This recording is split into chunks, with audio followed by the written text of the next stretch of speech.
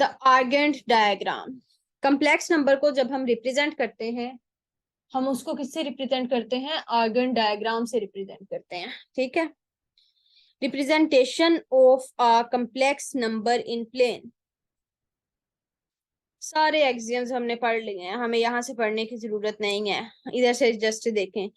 Real part को हम x axis के अलोंग रिप्रेजेंट करते हैं, इमेजिनरी पार्ट को हम वाई एक्सिस के अलोंग रिप्रेजेंट करते हैं, जिसको हम इमेजिनरी एक्सिस बोलते हैं, इसको एक्स को रियल एक्सिस बोलते हैं, in the form of complex number. और जो नंबर हमने रिप्रेजेंट किया है उसकी वैल्यू क्या है? उसकी वैल्यू हमें कम्प्लेक्स नंबर का कॉन्जुगेट देगा। ये देखें, जी मोड, एक्चुअली ये डिस्टेंस ही है ना, ओ से पी तक अगर हम डिस्टेंस लें 2 पॉइंट्स का, यहां से इधर सीधा डिस्टेंस लें हम 2 पॉइंट्स का, तो हम क्या करेंगे? हम डिस्टेंस फॉर्मूला लगाएंगे ना, जीरो से एक्स वाई से ओरिजिन तक। तो डिस्टेंस फॉर्मूला यही है, वो क्या बन जाता है? एक्चुअली उसका मॉडुलस बन जाता है। Z mod is called the modulus of z. The idea of representing a complex number by a point in R square is due to French mathematician J.A. Argand. किसने आइडिया दिया था? J.A. Argand ने ये idea दिया था, इसी वजह से इसको हम कहते हैं Argand diagram. The diagram representing a complex number in this manner is called Argand diagram. The Argand diagram help us understand the relationship between the points. ये जो है हमें हेल्प करता है कि 2 पॉइंट्स के दरमियान क्या रिलेशन है। मतलब हर तरह से ग्राफिकली हम किसी भी अगर प्रॉब्लम को देखें तो हमारे लिए जरा इजी हो जाता है। तो आर्गन डायग्राम से हम किसी भी प्रॉब्लम को, कम्प्लेक्स नंबर को ग्राफिकली रिप्रेजेंट कर सकते हैं। Representation of z one plus z two is equal to z by Argand diagram. दो कम्प्लेक्स नंबर हैं, उनको कैसे ऐड किया? Simply head to tail rule से ऐड किया है। इधर से और करने की जरूरत नहीं है, ना पढ़ने की जरूरत है। इधर से देखें नेक्स्ट आप, ट्रिग्नोमेट्रिक और polar form of a complex number. जैसे कार्टेशियन में हमारे पास है, कार्टेशियन से पोलर में जाए तो क्या करते हैं? हमें पता है x is equal to r cos theta होता है, y is equal to r sine theta होता है। सेम चीज कम्प्लेक्स नंबर में है। जब हम क्या करते हैं, कम्प्लेक्स नंबर को पोलर फॉर्म में लेके जाते हैं तो सेम यही चीज हम यूज करते हैं। X is equal to r cos theta, y is equal to r sine theta. Theta हमारे पास y tan theta y over f x आ जाता है। इधर से हम जो है वो इसकी वैल्यू निकाल लेते हैं थीटा की। The measure of theta is called argument. Theta की जो वैल्यू है उसको हम क्या बोलते हैं? आर्गुमेंट और एम्पलीट्यूड भी बोलते हैं। Is denoted by argument of z and stated earlier r is the modulus of z. R हमें पता है मॉडुलस है, और थीटा जो है वो उसका क्या है? आर्गुमेंट है। ये आर एक्चुअली जो है वो इधर मल्टीप्लाई हो रहा है, ये आर इधर कोस के साथ मल्टीप्लाई हो रहा है। X is equal to r cos theta है, और इधर भी आर आना है, इधर जो इन्होंने जी लिखा है। y is equal to r sine theta है। ये चीज देखें, x is equal to r cos theta, y is equal to r sine theta, और थीटा जो है वो tan inverse y over x के बराबर होता है। तो जब हम किसी भी कम्प्लेक्स नंबर को पोलर फॉर्म में रिप्रेजेंट करते हैं, इधर से आई x और y की वैल्यू पुट कर दी, r को theta, r sine theta value put कर दी, r को ले लिया हमने कॉमन, तो ये हमारे पास किसी भी कम्प्लेक्स नंबर की बन गई पोलर फॉर्म। ठीक है। पोलर फॉर्म जब हमारे पास बन गई, तो अब इसको भी यूज करते हुए हम डिफरेंट प्रॉब्लम्स को, अपने प्रॉब्लम्स को क्या कर सकते हैं? सिंप्लीफाई कर सकते हैं।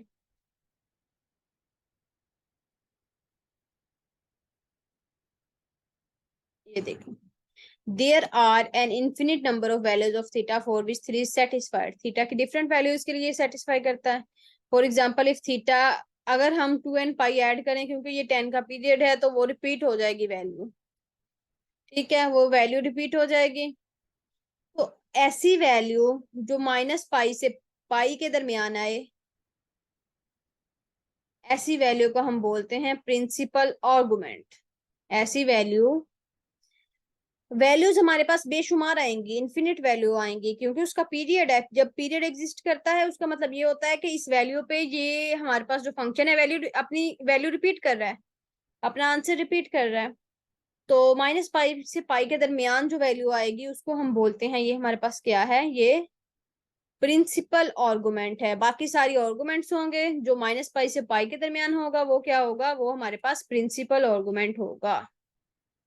ठीक है।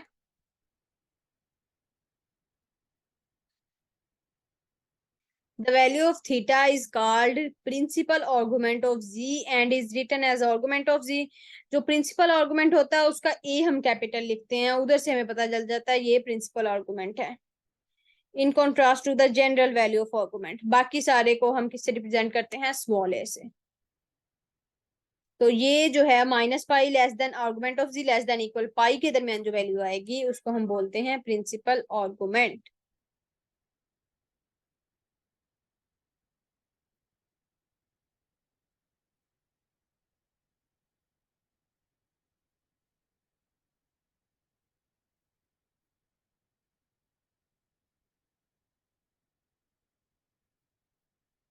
नेक्स्ट सारी उन्होंने एग्जांपल्स दी हुई हैं।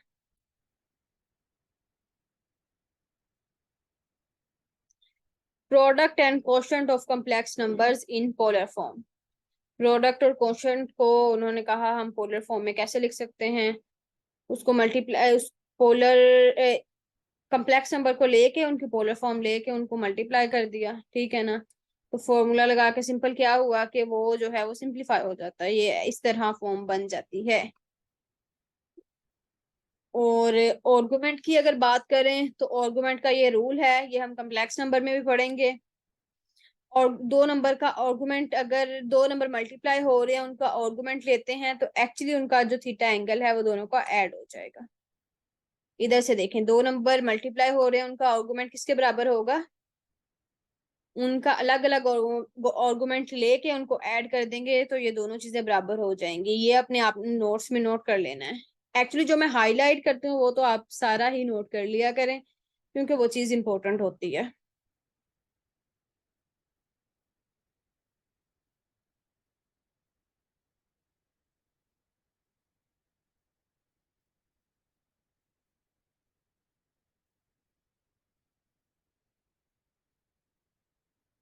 सारी एग्जांपल्स हैं, इनको करने की हमें जो है वो जरूरत नहीं है।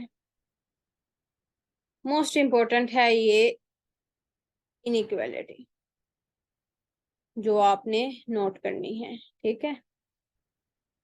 ये है इम्पोर्टेंट इनइक्वालिटी, दो नंबर्स का मॉडुलस लेके उनको सब्ट्रैक्ट करके फिर उनका मॉडुलस लिया तो वो किससे लेस है, दो नंबर को ऐड करके अगर उनका मॉडुलस लिया जाए तो वो किससे लेस है, उनका अलग अलग मॉडुलस लेके उनको ऐड कर लिया जाए। ये इनइक्वालिटी काफी इंपॉर्टेंट है, इसको आपने अच्छे से रिमाइंड करना है।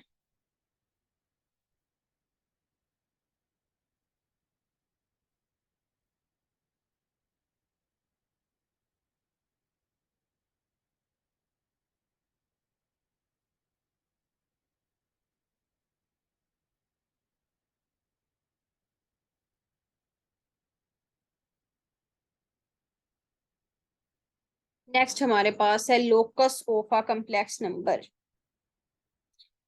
लोकस है एक्चुअली बोलते हैं पाथ को, ठीक है। मुझे अभी भी याद है जब हमारे सर ने पढ़ाया तो सर ने बताया था लोकस कहते हैं जैसे चलते चलते तेरे कदमों के निशान बाकी हैं। तो एक कोई भी इंसान चल रहा है उसके कदमों के निशान से एक पाथ बन जाएगा ना, तो उसी पाथ को हम बोलते हैं लोकस। इसी तरह एक कम्प्लेक्स नंबर को पकड़ के अगर हम इस तरह यहाँ से चलते जाएं, हम नीचे की तरफ जा रहे हैं, ऐसे ऐसे पूरा सर्कल एक बन जाता है। तो ऐसे अगर सर्कल बन रहा है तो ये पूरा पाथ जो हमारे पास एक पूरा सर्कल बन रहा है उसको हम बोलते हैं ये इस कम्प्लेक्स नंबर का लोकस है। जैसे ये हमारे पास कम्प्लेक्स नंबर है, उस पर कंडीशन क्या है कि उसका मोड जो है वो 2 है, मॉडुलस की वैल्यू ली, उधर से हमारे पास क्या आ गया कि ये सर्कल 2 रेडियस 2 का जो है वो सर्कल है, रेडियस 2 का सर्कल ड्रा किया तो ये हमें पता चला कि इस कम्प्लेक्स नंबर का पाथ जो है वो ये है, is called the locus of the complex number z satisfying this, ठीक है। बात इसमें यही है, लोकस जो है वो पाथ होता है, जो पाथ ट्रेस होता है चलने से उसको हम बोलते हैं ये इस कम्प्लेक्स नंबर का लोकस है।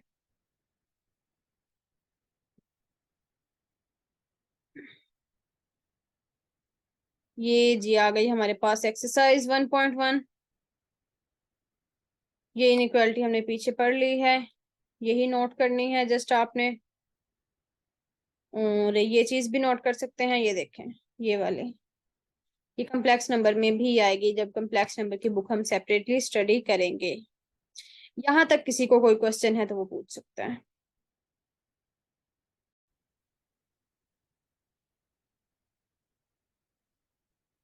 नेक्स्ट हमारे पास है डिमॉर्वे थ्योरम। डिमॉर्वे थ्योरम एक्चुअली हमें क्या बताता है?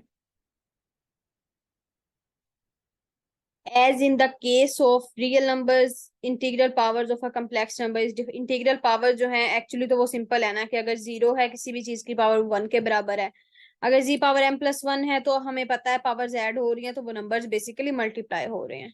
तो पावर को इंटरचेंज भी कर सकते हैं, माइनस एम है तो माइनस वन को अलग कर लिया, ये तो सारी बेसिक चीजें हैं जो हमें पता है। उसके अलावा डिमोवे थ्योरम हमें क्या बताता है, हमने ये देखना है वो किस तरह पावर्स को सोल्व करने के लिए हमारे पास हेल्पफुल है।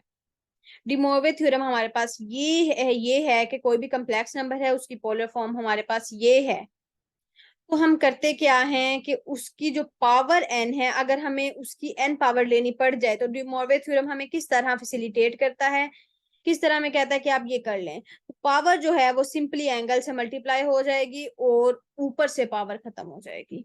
ये देखें, cos theta plus iota sine theta power n है ना, तो cos n theta plus iota sine theta आ जाएगा, पावर एंगल से मल्टीप्लाई हो जाएगी। ठीक है, इधर तो इन्होंने आर साथ नहीं लिखा, अगर आर भी साथ हो तो आर की पावर एन हो जाती है, वो अलग से सेपरेटली आर की पावर एन इससे मल्टीप्लाई होगी। ये डिमोवे थ्योरम है जो कि इंपॉर्टेंट थ्योरम है, आपने इसको एज इट इज समझ के करना है कि जो भी पावर आएगी कम्प्लेक्स नंबर की पूरे के ऊपर तो वो उसके एंगल के साथ मल्टीप्लाई हो जाएगी। ये हमने किस तरह किया, ये हम डिमोवे थ्योरम को यूज करते हुए ऐसा कर सकते हैं। कहीं भी हमें हमें ये दिया जाए ना कि ऐसा करें तो हम करते क्या है कि हमें डी मॉर्वे थ्योरम ने ऐसा कहा है, हम थ्योरम का नाम लिख के और पावर को उसके साथ मल्टीप्लाई करके अपना काम जो है वो आसान कर लेते हैं। अगर उन्होंने कहा कि माइनस में हो तो इसकी ऑटोमेटिकली पावर ऊपर जाके क्या हो जाएगी, माइनस वन, तो फिर उधर से आयोटा का साइन चेंज हो जाएगा। ठीक है, जिस तरह ये है तो ये किसके बराबर आ गया, cos n theta minus iota sine n theta. Prove करने की हमें जरूरत नहीं है, मैं आपको बार बार कहती हूँ प्रूव में टाइम वेस्ट ना करें।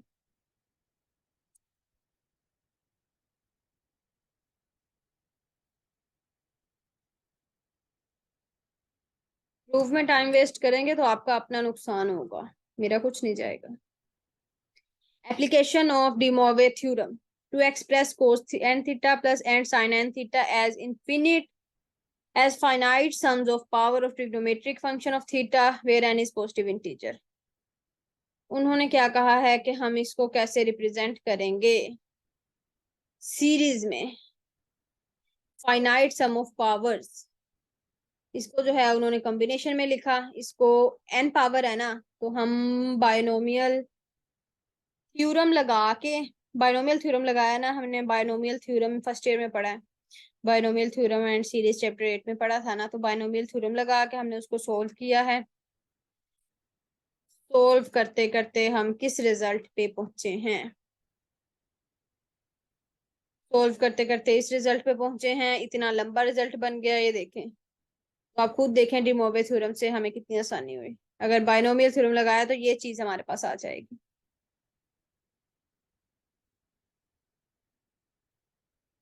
इसको जो है वो इधर से आप बस, आपको बताया है, इधर से करना कुछ नहीं है।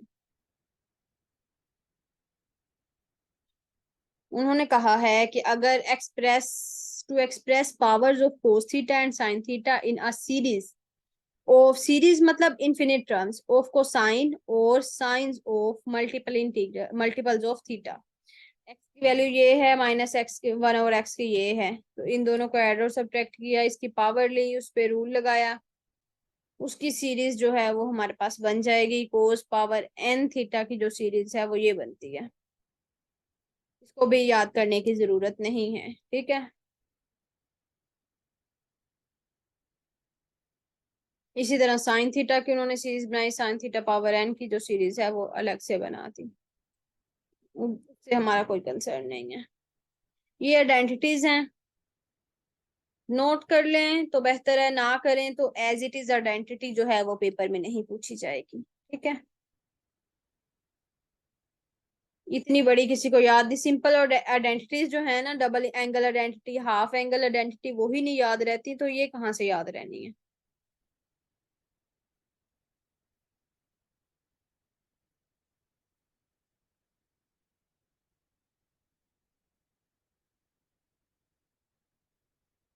नेक्स्ट हमारे पास है roots of a complex number. Complex number के रूट्स हमारे पास कौन कौन से आते हैं। कोई भी कम्प्लेक्स नंबर लिया, उसकी पावर ली, तब हमारे पास क्या बनेंगे, उसके रूट्स बनेंगे।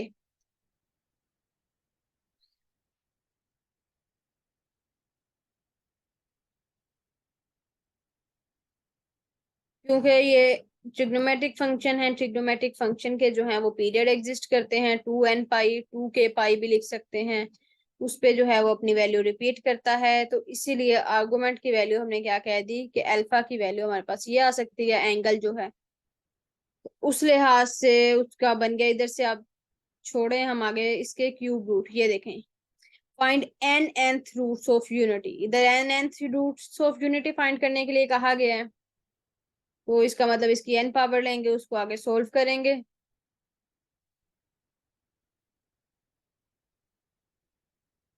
वो भी रहने दें।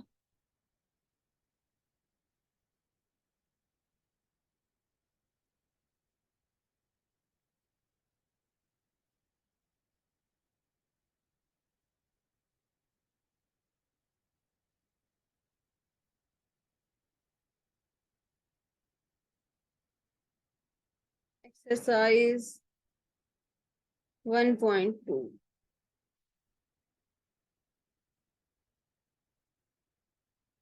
ये आपने 3 क्वेश्चन सोल्व करने हैं, इनकी पावर्स कैसे फाइंड करनी है, ठीक है। एज अ प्रैक्टिस आपने ये कर लेनी है लाजमी।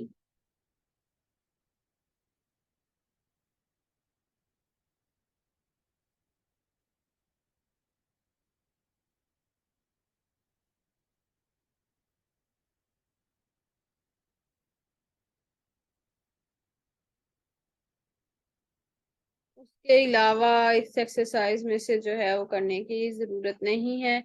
ये आइडेंटिटी नोट करनी है। साइन थी 3 थीटा की मोस्टली यूज होती है, कोस 3 थीटा की भी यूज होती है। उसके अलावा बस यही दो आपने इधर से नोट कर लेनी है। ये पावर के डिफरेंट रूल हैं, हमें पता है। दो नंबर्स मल्टीप्लाई हो रहे हैं, उनकी पावर्स ऐड होती हैं। दो नंबर की पावर मल्टीप्लाई हो रही हैं तो वो इंटरचेंज हो जाते हैं। पावरली अलग अलग पावर अप्लाई होगी, उससे फर्क नहीं पड़ता। इसी तरह नीचे पावर है, ऊपर जाके माइनस हो गई। ये तो बेसिक रूल्स हैं, इससे कोई मतलब आप सबको आते होंगे। अगर पावर पूरी ब्रैकेट की है तो ऊपर अलग अप्लाई होगी, नीचे अलग अप्लाई होगी। यहाँ तक किसी को कोई क्वेश्चन है तो वो पूछ सकता है।